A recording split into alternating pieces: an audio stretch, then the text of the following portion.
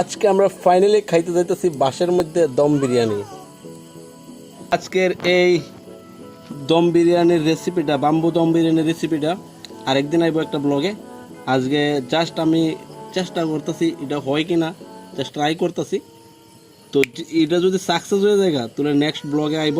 Finally রান্না হয়ে গেছে, একদম কমপ্লিট।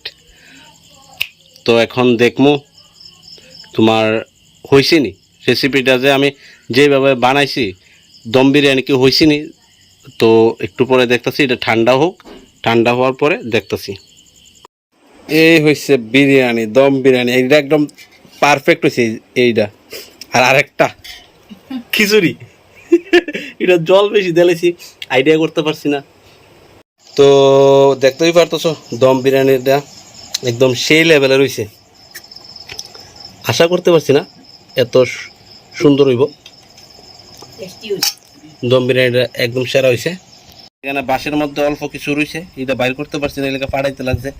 আর এটার থেকে একটা জুলের মতন একটা স্যুপ বাইর হয়েছে, হেভি হইব এটাও খেতে। আর এটা ওখানে বাইর করুন।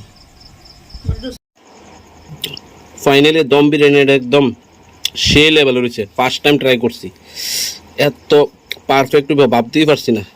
তো নেক্সট টাইম বানামো, ফুল ব্লগ আইব, দেখো আশা করি ভালোই লাগবো, শিখতে পারবা। আর তোমরা তো অনেকে বোধহয় আমার তো এক্সপার্ট, তো যারা জানো না আর কি, নতুন নতুন রেসিপি আর কি, নতুন স্টাইলের শিখবা আর কি, বাম্বুতে মানে বাসে কেমনে দম বিরিয়ানি বানাইতে লাগে। তো দেখা হবে নেক্সট কোনো ব্লগে।